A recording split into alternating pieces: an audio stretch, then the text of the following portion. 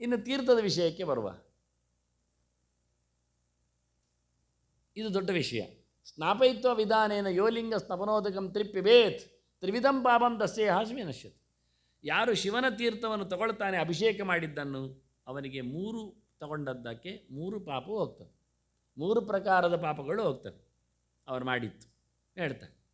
ತ್ರಿವಿಧ ಪಾಪಗಳ ನಿವೃತ್ತಿ ಆಗಲಿಕ್ಕುಂಟು, ಕಾಯಿಕವಾಗಿ, ಮಾನಸಿಕವಾಗಿ, ವಾಚಿಕವಾಗಿ ಮಾಡಿದ್ದು ಅಂತ. ಜಲಸ್ಯ ಧಾರಣಂ ಮೂರ್ತಿ ವಿಶ್ವೇಶ ಸ್ನಾನ ಜನಮನಃ ಏಷ ಜಾಲಂಧರೋ ಬಂದಹ ಸಮಸ್ತ ಸುರ ದುರ್ಲಭ. ಸ್ಕಂದ ಪುರಾಣ ಹೇಳ್ತದೆ, ಶಿವನ ತೀರ್ಥವನ್ನು ತಲೆ ಮೇಲೆ ಹೊತ್ತುಕೊಂಡ್ರೆ ಒಂದು ದೊಡ್ಡ ಜಾಲಂಧರ ಬಂಧ ಮಾಡಿದಾಗೆ ನಾವು ಹೀಗೆ ನಿಲ್ಲಬೇಕು, ಕೆಳಗೆ ಇಳಿಬಾರ್ದು ನೀರು ಮತ್ತೆ ಹಾಕೊಂಡದ್ದು. ಒಂದು ಸೌಟು ನೀರು ಹಾಕ್ಕೊಂಡ್ರೆ ಹಾಗೆ ತಲೆಯಲ್ಲಿ ನಮ್ಮದು ಮಂಡೆ ಲಿಂಗದ ಆಗಿರಬೇಕು. ಅಗ್ರಾಹ್ಯಂ ಶಿವನೈವೇದ್ಯಂ ಪತ್ರಂ ಪುಷ್ಪಂ ಜಲಂ ಫಲಂ ಸಾಳಗ್ರಾಮ ಶಿಲಾ ಸಂಗಾತ್ ಸ್ಪರ್ಶಾತ್ ಸರ್ವ ಯಾತಿ ಪವಿತ್ರತಾಮ್ ಅಂತ ಶಿವಪುರಾಣವೇ ಹೇಳ್ತದೆ. ಶಿವಪುರಾಣದಲ್ಲಿ ತಗೊಳ್ಬಾರ್ದು ಅಂತ ಹೇಳಿದ ಗೆರೆ ತಗೊಳ್ಬೇಕು ಅಂತ ಹೇಳ್ತದೆ. ಯಾಕೆ ತಗೊಳ್ಬೇಕು ಅಂದರೆ ಶಾಲಗ್ರಾಮ ಇದ್ದರೆ. ಈಗ ಶಿವನಿಗೆ ಅಭಿಷೇಕ ಮಾಡೋದು ಅಂದ್ರೇನು? ಅದು ಗಂಗಾಳ ಪಾತ್ರೆ, ಗಂಗಾಳ ಅಂತ ಕರೀದು ಗಂಗಾಜಲ ಅಂತ ಅರ್ಥ. ಇದು ಬೀಳ್ತಾ ಇರ್ತವೆ ತಲೆ ಮೇಲೆ. ಆ ಇಳಿಲಿಕ್ಕೆ ಅದರೊಳಗೆ ಶಾಲಿಗ್ರಾಮ ಇರ್ತದೆ. ಶಾಲಗ್ರಾಮ ಇದ್ದರೆ ಅದು ಗಂಗೆ ಆಗ್ತದೆ. ಯಾಕೆ? ಶಾಲಗ್ರಾಮ ಅಂದರೆ ನಾರಾಯಣ ಅಂತ ಅರ್ಥ. ನಾರಾಯಣನ ಶಿಲೆಯಲ್ಲಿ ಬರುವಂಥದ್ದು ನೀರು ಗಂಗೆ. ಅವನು ಹೊತ್ತದ್ದು ಗಂಗೆ, ಗಂಗಾಧರವ. ನಮ್ಮದು ಯಾವುದೋ ನೀರು ಹೊತ್ತದ್ದಲ್ಲವ, ಕಾರ್ಪೊರೇಷನ್ ವಾಟರ್ ದರ ಅಲ್ಲವ. ಆದರೆ ಅವನು ಗಂಗಾಧರ ಆಗಬೇಕಾದ್ರೆ ನೀವು ಶಾಲಗ್ರಾಮ ಹಾಕದೆ ಉಪಯೋಗ ಇಲ್ಲ. ಇಲ್ಲಾದರೆ ನೀವು ಹೊತ್ತುಕೊಂಡು ಬರಬೇಕು ಗಂಗೆ ಎತ್ತು ಅಲ್ಲಿಂದ. ಅದು ಮಾಮೂಲಿ ಶಿವನ ಪಾದೋದಕವೇ ಹರಿದು ಬಂದಿದೆ. ಅದು ಬಿಂದು ಸರೋವರದಲ್ಲಿ ಇದ್ದು ಬಂದದ್ದು, ಮಂದಾಕಿನಿ, ಅಲಕನಂದೆ ಎಲ್ಲ. ಅದಿಲ್ಲ ಅಂತಾದರೆ ನಾವು ಕೃತಕವಾಗಿ ಮಾಡೋದು ಹೇಗೆ ಕೇಳಿದರೆ, ಗಂಗೆಯನ್ನು ಶಾಲಗ್ರಾಮಕ್ಕೆ ಹಾಕಿ ಮಾಡೋದು. ಶಾಲಿಗ್ರಾಮದಲ್ಲಿ ನಿತ್ಯ ಸನ್ನಿಹಿತನ ಭಗವಂತ. ಅದನ್ನು ಶಾಲಗ್ರಾಮಗಳ ನೀರು ಅದೇ ಹೇಳಿದ್ದು, ನಾವಲ್ಲ. ಅಗ್ರಾಹ್ಯಂ ಶಿವ ನೈವೇದ್ಯಂ ಹೇಳುತ್ತದೆ, ಅದೆಲ್ಲ ತಗೊಳ್ಬೇಡಿ. ಮತ್ತು ಯಾವಾಗ ತಗೊಳ್ಬೋದು? ಶಾಲಗ್ರಾಮ ಶಿಲಾಸಂಗ. ನೀವು ಶಾಲಗ್ರಾಮವನ್ನಿಟ್ಟು ಪೂಜೆ ಪುನಸ್ಕಾರ ಮಾಡಿ ಅವನಿಗೆಲ್ಲ ಊಟ ಹಾಕಿಸಿ ಮತ್ತೆ ಶಿವನಿಗೆ ಕೊಟ್ಟಿದ್ರೆ ಒಳ್ಳೆಯದು, ಧರ್ಮಕ್ಕೆ ದಮ್ಮಯ್ಯ ಅಂತ ತಗೊಳ್ಳಿಕ್ಕೆ ಬರ್ತದೆ ಅಂತ. ಅದಷ್ಟು ದೊಡ್ಡ ಸಂಗತಿ ಅಂತ ಮಾರೇರೆ. ನೀವು ಕಳೆದ ಬಾರಿ ಲಕ್ಷಲಿಂಗ ಎಲ್ಲ ಪೂಜೆ ಮಾಡಿದ್ರೆಲ್ಲ ಕಂಡಾಬಟ್ಟೆ ಹೇಳಿದ್ದೀರಲ್ಲ, ಲಿಂಗಕ್ಕೆ ಮಹತ್ವ ಇಲ್ಲವ? ಶಾಲಿಗ್ರಾಮಕ್ಕೇನು ಮಹತ್ವ? ಲಿಂಗಕ್ಕೆ ಜಾಸ್ತಿ ಅಂದರೆ ಮತ್ತೊಮ್ಮೆ ಓದಿ ಕೆಳಗೆ ಅಂತೇನು. ಕೋಟಿ ದ್ವಾದಶಕೈ ಲಿಂಗೈ ಪೂಜಿತೈ ಸ್ವರ್ಣಪಂಕಜೈ ಯತ್ ಸ್ಯಾತ್ ದ್ವಾದಶಕಲ್ಪೇಶು ದಿನೇನೈಕೇನ ಲಭ್ಯತೆ. ಕೋಟಿ ನೀವು ಎಷ್ಟು? ಕೋಟಿ ದ್ವಾದಶಕೈ 12 ಕೋಟಿ ಲಿಂಗವನ್ನು ಒಟ್ಟು ಮಾಡಿ, ಒಂದು ಎಲ್ಲ. ಅದು ಯಾಕೆ ಅಂದರೆ ಒಂದು ಶಾಲಗ್ರಾಮ ಕ್ಷೇತ್ರ ಅಂದರೆ 12 ಅಂತ ಲೆಕ್ಕ ಉಂಟು. 12 ಇದ್ದರೆ ಒಂದು ಕ್ಷೇತ್ರ ಇದ್ದ ಹಾಗೆ ಅಂತ, ಅಷ್ಟು ಪವರ್ ಅಂತ. ಅದಕ್ಕೆ ಅವರು 12 ಕೋಟಿ ಮಾಡಿ ಅಂದರು. 12 ಕೋಟಿ ಲಿಂಗ ನಮ್ಮ ಹತ್ರ ಉಂಟು. ಸರಿ, ಯಾವುದರಲ್ಲಿ ಪೂಜೆ ಮಾಡ್ತೀರಿ? ಬಂಗಾರದ ಪುಷ್ಪ, ಇದು ಪದ್ಮ, ಬಂಗಾರದ ಪದ್ಮಗಳಲ್ಲೇ ಪೂಜೆ ಮಾಡೋದು. ಅಷ್ಟಕ್ಕೆ ಮಾಡಬೇಕಾದ್ರೆ ಎಷ್ಟಾಗಬೇಕು ನೋಡಿ. ಅಷ್ಟಲ್ಲದೆ 12 ಕಲ್ಪ ಮಾಡ್ತೇವೆ ನಾವು. ಇವತ್ತು ಒಂದು ದಿನ ಅಲ್ಲ, ಬೇಕಾದರೆ ಬ್ರಹ್ಮಕಲ್ಪ ಇಟ್ಕೊಳ್ಳಿ, ನಮಗೆ ಅಥವಾ ದಿನಕಲ್ಪ ತಗೊಳ್ಳಿ. ಅಷ್ಟು ಮಾಡಿದರೆ ಏನೆಲ್ಲ ಪುಣ್ಯ ಬರ್ತದೆ, ಅದು ಒಂದೇ ದಿನದಲ್ಲಿ ಶಾಲಿಗ್ರಾಮ ಪೂಜೆ ಮಾಡಿದರೆ ಬರ್ತದೆ. ಇನ್ನಾದರೂ ಒಟ್ಟು ಮಾಡಿ ನೋಡಿ ಶಾಲಗ್ರಾಮ. ಅದು ಯಾರು ಹೇಳ್ತಾರೆ? ಶಾಲಗ್ರಾಮದ ಮಹಿಮೆಯ ಬಗ್ಗೆ ಕೇಳೋರಿಲ್ಲ. ಕೋಟಿಗಟ್ಟಲೆ ಲಿಂಗದ ಪೂಜೆ ಕೋಟಿಗಟ್ಟಲೆ ದಿನಗಳಲ್ಲಿ ಮಾಡಿದ್ದರೆ, ಅದು ಬಂಗಾರದ ಪುಷ್ಪಗಳಿಂದ ಮಾಡಿದ್ದರೆ ಏನು ಪುಣ್ಯ ಬರುತ್ತೋ ಅದು ಶಾಲಿಗ್ರಾಮದ ಪೂಜೆಯಿಂದ ಬರುತ್ತೆ. ಅಂದರೆ ಶಾಲಿಗ್ರಾಮದ ಸ್ಥಾನಮಾನ ಏನು, ಲಿಂಗದ ಕಥೆ ಏನು ಅರ್ಥ ಆಗ್ತದೆ. ಇದೆಲ್ಲ ಅರ್ಥ ಮಾಡಿಕೊಂಡವರಿಗೆ ಇದೆಲ್ಲ ಆಗ್ರಹ ಬಿಟ್ಟರೆ ಮಾತ್ರ ಅರ್ಥ ಆಗುವುದು, ಇಲ್ಲಾದರೆ ಗೊತ್ತಾಗುವುದಿಲ್ಲ. ಧಾರಣೆ ಮಾಡೋದು ಏನನ್ನು ಮಾಡೋದು ಹೇಗೆ ಅಂತ. ಲಿಂಗೋಪರಿಚಯತ್ತು ಸ್ಪೃಷ್ಟಂ ತದಗ್ರಾಹ್ಯ ಮುನೀಶ್ವರ. ಇನ್ನೊಂದು ಮಾತು ಹೇಳ್ತದೆ, ಲಿಂಗಕ್ಕೆ ಮುಟ್ಟಿಸಿದರೆ ಬೇಡ ಅಂತ ಅಷ್ಟೇ. ಅದಕ್ಕೆ ಚಂಡೇಶಿ ಹೇಳ್ಕೊಳ್ತಾನೆ, ನೀವು ಹೊರಗಿನಿಂದ ಲಿಂಗಕ್ಕೆ ಅಂತ ಇಟ್ಟುಬಿಡಿ, ಅದು ತಗೊಳ್ಬೋದು ಅಂತಾರೆ. ಸುಪವಿತ್ರ ದದ್ನೇ ವೆಲ್ಲಿಂಗ ಸ್ಪರ್ಶ ಬಾಕಿಯತಃ. ಲಿಂಗಕ್ಕೆ ಮುಟ್ಟಿಸದೆ ಒಂದೊಮ್ಮೆ ನೀವು ತಗೊಂಡೋಗಿಟ್ರೆ ಅದಾಗ್ತದೆ. ಹೂವನ್ನು ಲಿಂಗಕ್ಕೆ ಹಾಕಲಿಕ್ಕಿಲ್ಲ, ಸುಮ್ಮನೆ ದೂರದಲ್ಲಿ ಹಿಡಿದು ಆಯ್ತು ಶಿವಾಯ ನಮಃ ಮತ್ತೆ ತಗೊಳ್ಳಿ, ಆಗ್ಬೋದು. ಇನ್ನೊಂದು ಸ್ವಲ್ಪ ಸಣ್ಣದಾಗಿರ್ತಕ್ಕ ಒಂದು ಕೆಲವು ಅನುಕೂಲ ಶಾಸ್ತ್ರ ಮಾಡಿದಾಗೆ ಮಾಡಿಕೊಟ್ಟಿದೆ. ಲಿಂಗದ ಮೇಲೆ ಬಿತ್ತೋ ಅದು ಚಂಡೇಶನಿಗೆ ಗ್ಯಾರಂಟಿ, ಮರುದಿನವೇ ತೆಗೆದುಕೊಳ್ಳಲಿಕ್ಕೆ ಅವನಿಗೆ. ಅದು ಎಲ್ಲ ತುಂಬ ಮಾತುಗಳಿವೆ. ಈ ಬಾರಿ ಸ್ವಲ್ಪ ಕೆಲವೇ ಸಣ್ಣ ಮಾತುಗಳಿಂದ ಇದನ್ನೆಲ್ಲ ಮುಗಿಸಿದ್ದೇನೆ. ವಾಸ್ತವವಾಗಿ ಇನ್ನೂ ಕೆಲವು ಚಿಂತನೆಗಳಿವೆ, ಅದು ಬೇಡ, ಸಾಕಿಷ್ಟು. ಇನ್ನು ಶಿವನು ಜಪ ಮಾಡುವುದೊಂದು ಇಳಾವ್ರತ ಖಂಡದಲ್ಲಿ ಇದ್ದಾನೆ ಅಂತ ಭಾಗವತ ಹೇಳುತ್ತದೆ. ಜೊತೆಯಲ್ಲಿ ಪಾರ್ವತಿ ಇದ್ದಾಳೆ. ಅದೊಂದು ಶಾಪಗ್ರಸ್ತ ಏರಿಯಾ.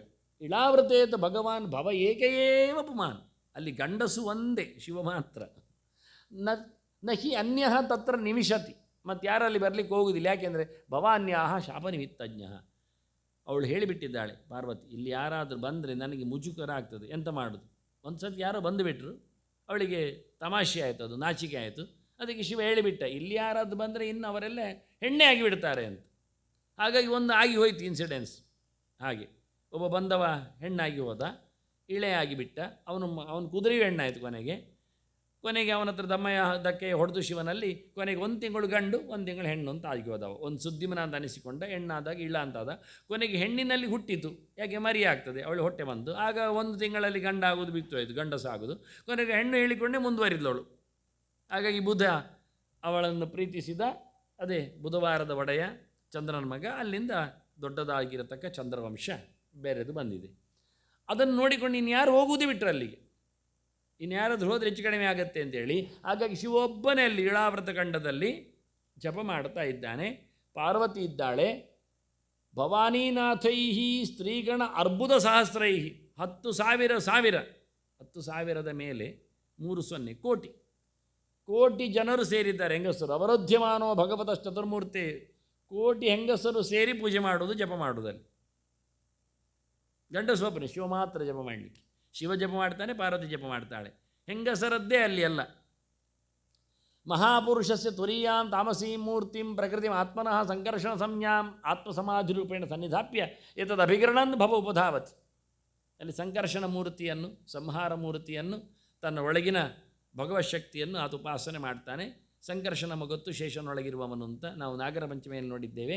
ಹಲಮುಸಲ ಮತ್ತು ಚಕ್ರಶಂಗ ಹಿಡಿದವನ ಚಿತ್ರ. ಅವನ ಚಿಂತನೆ ಮಾಡ್ತಾನೆ. ಓಂ ನಮೋ ಭಗವತೆ ಮಹಾಪುರುಷಾಯ ಸರ್ವಗುಣ ಸಂಖ್ಯಾತಾಯ ಅನಂತಾಯ ಅವ್ಯಕ್ತಾಯ ನಮಃ ಅಂತ ಹೇಳಿ ಅನಂತ ಶಬ್ದವನ್ನು ಇಟ್ಟುಕೊಂಡೇ ಅವನ ಚಿಂತನೆ ಮಾಡ್ತಾನೆ. ಆದರೆ ಅವನು ಅವ್ಯಕ್ತನಿದ್ದಾನೆ, ತದವ್ಯಕ್ತ ಮಾಹಿ ಅಂತ ಭಗವಂತನೇ ಕಾಣದೆ ಅವನಂತ ಪೂರ್ತಿಯಾಗಿ. ಅಂದರೆ ದೇವರುಪಾಸನೆ ಮಹಾಪುರುಷವ ಇದ್ದಾನೆ ಅಂತ ಚಿಂತನೆ ಮಾಡ್ತಾ ಎಲ್ಲ ಗುಣ ತುಂಬಿದವನಂತ. ಎಲ್ಲ ಗುಣ ಯಾರಲ್ಲಿ ಇಲ್ಲ ಅಂದ. ಶಿವನ ಜಪ ಭಾರಿ ಉದ್ದನೆದ್ದು ಭಾರಿ ಚಂದವಾದದ್ದಿದೆ. ಅದು ಇಲ್ಲಿ ಅಲ್ಲ, ಅಲ್ಲಿ. ಲಿಂಗ ಪೂಜೆ ಮಾಡಿದರೆ ಏನು ಸಿಗುತ್ತೆ ಅಂತ ಕಳೆದ ಬಾರಿ ಕೆಲವೆಲ್ಲ ಕೊಟ್ಟಿದ್ದೇನೆ ಪಟ್ಟಿಯಲ್ಲ. ಚಂದವಾದ ಕೆಲವು ಮಾತುಗಳಿವೆ. ಇದರಲ್ಲಿ ಅನೇಕ ಪ್ರಕಾರಗಳಿವೆ. ಒಂದು ಆಯುಷ್ಮಾನ್ ಬಲವಾನ್ ಶ್ರೀಮಾನ್ ಪುತ್ರವಾನ್ ಧನವಾನ್ ಸುಖಿ ವರಮಿಷ್ಟಂ ಲಭೇತ್ ಲಿಂಗಂ ಪಾರ್ಥಿವಂ ಯಸಮಾರ್ಚಯೇತ್. ಮಣ್ಣಿನ ಲಿಂಗವನ್ನು ಪೂಜೆ ಮಾಡಿದರೆ 7 ಬಗೆ ಸಿಗ್ತದೆ ಅವನಿಗೆ. ಆಯುಷ್ಯ ಸಿಗ್ತದೆ, ಬಲ ಬರ್ತದೆ, ದುಡ್ಡು ಆಗ್ತದೆ, ಮಕ್ಕಳು ಹುಡ್ತಾರೆ, ಅದರೊಟ್ಟಿಗೆ ಒಳ್ಳೆ ಕಾಂತಿಯೆಲ್ಲ ಆಗ್ತದೆ, ಸುಖವಾಗಿ ಇರ್ತಾನೆ, ಇಷ್ಟವಾದ್ದನ್ನೆಲ್ಲ ಪಡಿತಾನೆ. ತಸ್ಮಾತ್ ಪಾರ್ಥಿವ ಲಿಂಗ ಜ್ಞೇಯಂ ಸರ್ವಾರ್ಥ ಸಾಧಕಮಂತ ಕ್ರಮ. ಮಣ್ಣಿನ ಲಿಂಗ ಭಾರಿ ವಿಶೇಷ ಅಂತ ಅರ್ಥ. ಮತ್ತು ಮಣ್ಣಲ್ಲದಿದ್ದರೆ ಮೃತ್ ಭಸ್ಮ ಘೋಷಕೃತ್ ಪಿಂಡಂ, ಸೆಗಣಿಯಿಂದಲೂ ಮಾಡಬಹುದು, ಭಸ್ಮದಿಂದಲೂ ಲಿಂಗ ಮಾಡಬಹುದು. ತಾಮ್ರ ಕಾಸ್ಯಮಯ ಅಂತದ, ತಾಮ್ರದ್ದು ಕಂಚಿನದ್ದು. ಕೃತ್ವಾಲಿಂಗಂ ಸಕೃತ್ ಪೂಜ್ಯ ವಸೇತ್ ಕಲ್ಪಾಯಿತಂದಿವಿ. ಒಮ್ಮೆ ಪೂಜೆ ಮಾಡಿದರೂ ದೊಡ್ಡ ಲಾಭ ಆಗ್ತದೆ. ವಾರ್ಕ್ಷಂ ವಿತ್ತಪ್ರದಂ ಲಿಂಗಂ, ಮರದ್ದಾದರೆ ದುಡ್ಡು ಕೊಡ್ತದೆ.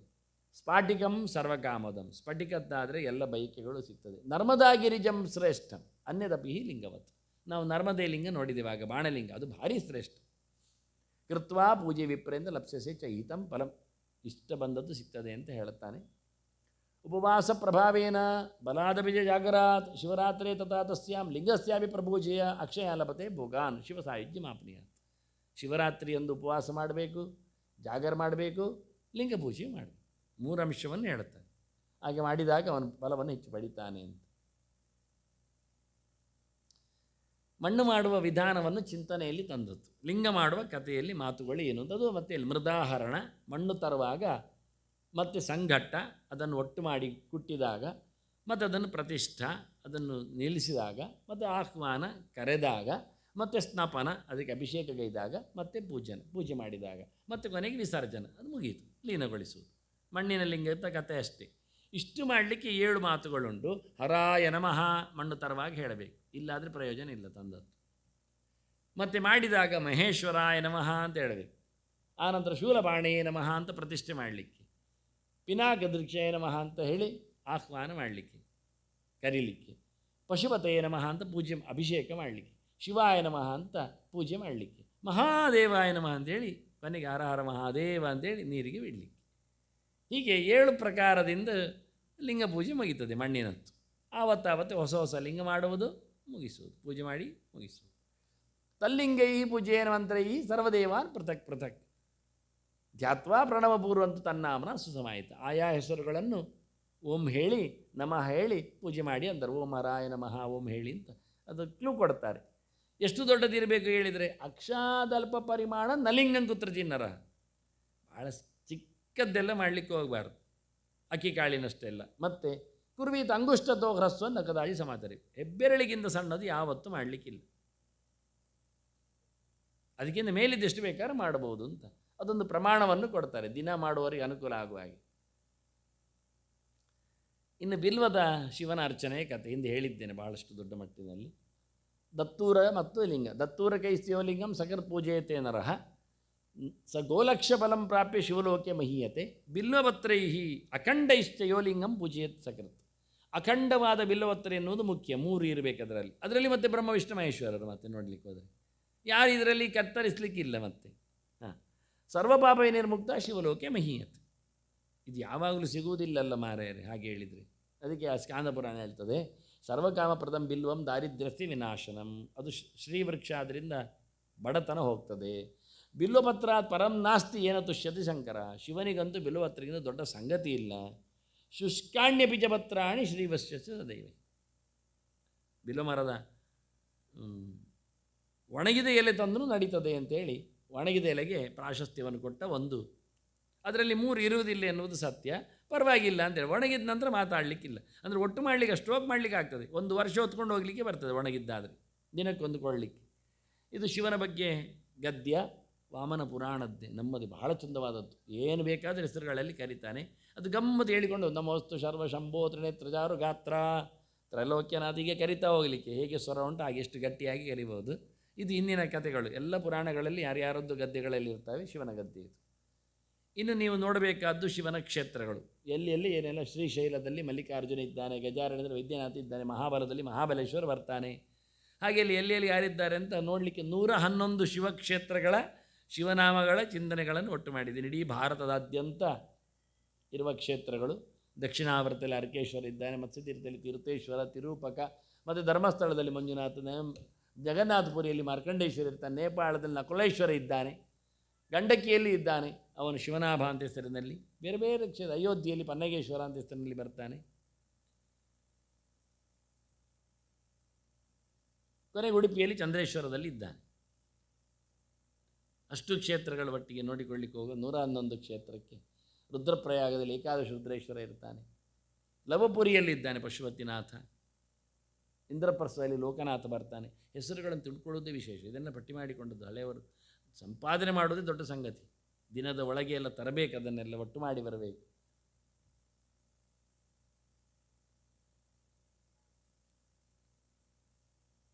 ಬಹಳ ಚಂದವಾದವನು ಉಪಾಸನೆ. 4 ಕೈ ಹೇಗಿರ್ತದೆ ಅನ್ನೋ ನೋಡಿಕೊಳ್ಳಿಕ್ಕೆ ಶಿವ ತಲೆ ಮೇಲೆ ಕೈ ಜೋಡಿಸಿಕೊಳ್ಳುತ್ತಾನೆ.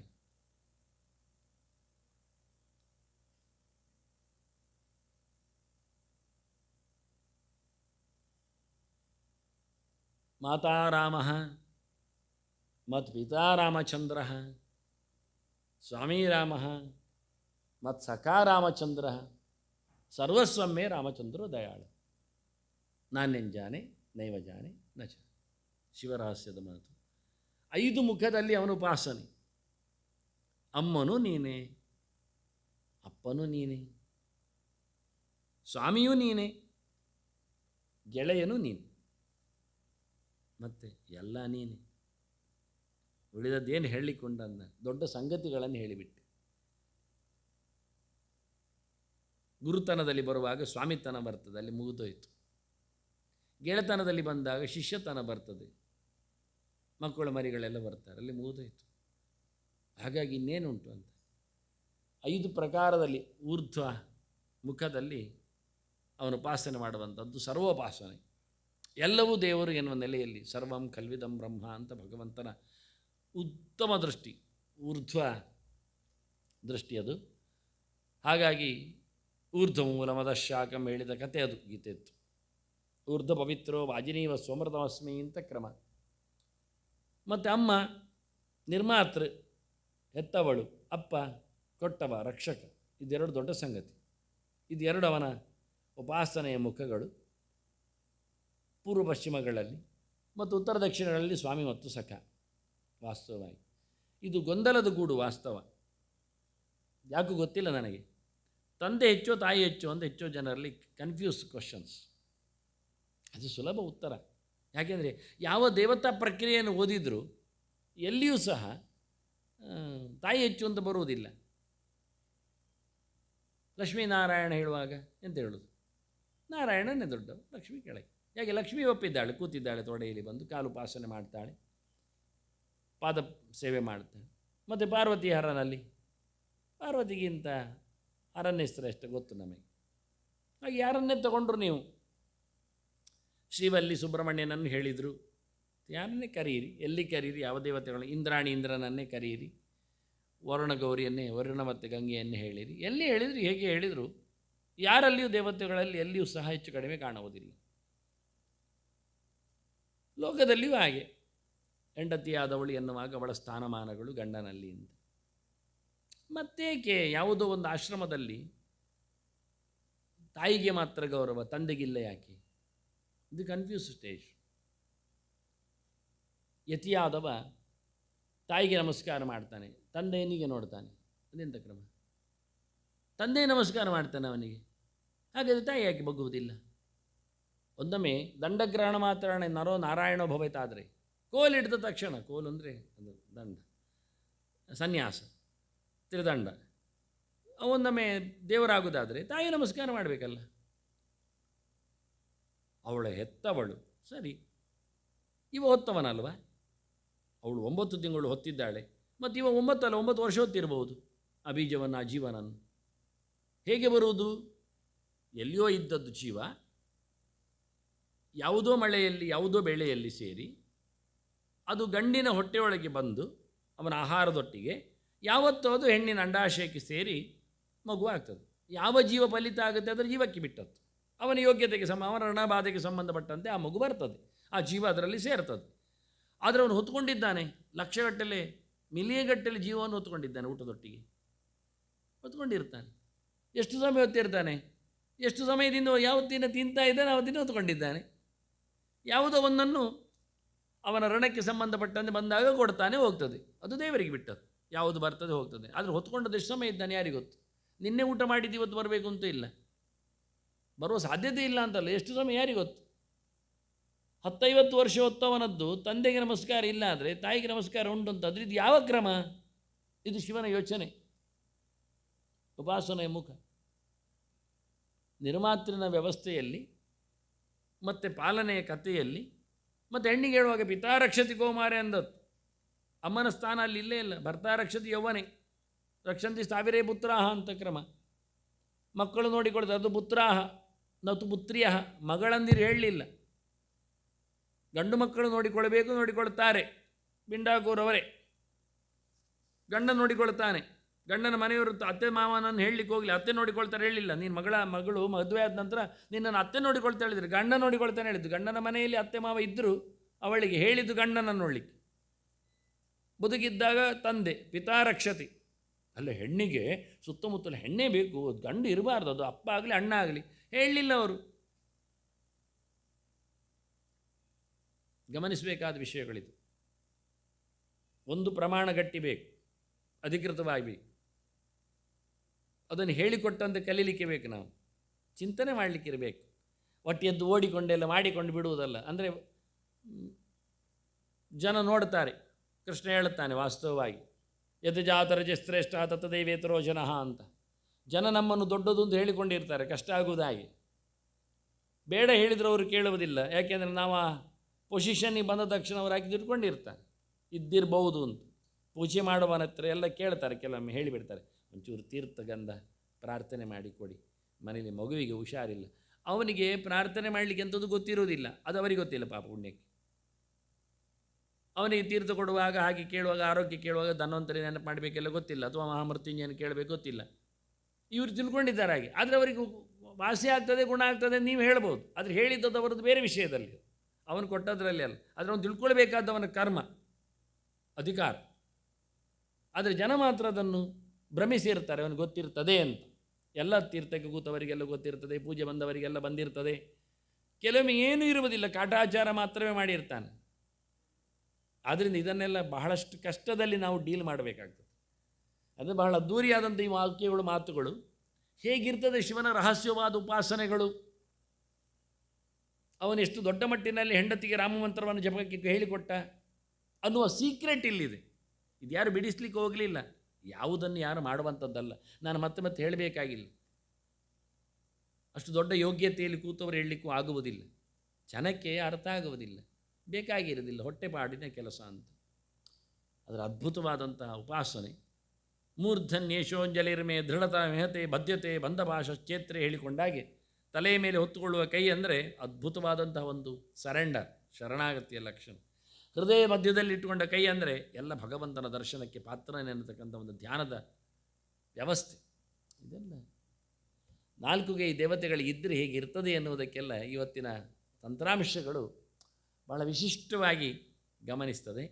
ಹಾಗಾಗಿ ಇದನ್ನು ಒಂದು ದೊಡ್ಡ ವಿಷಯವಾಗಿ ಗಮನಿಸಿ ಅಲ್ಲಿರತಕ್ಕಂಥ ಸಂಗತಿಗಳು ಸ್ಥಾನಮಾನಗಳನ್ನು ಹೇಳ್ತಾರೆ.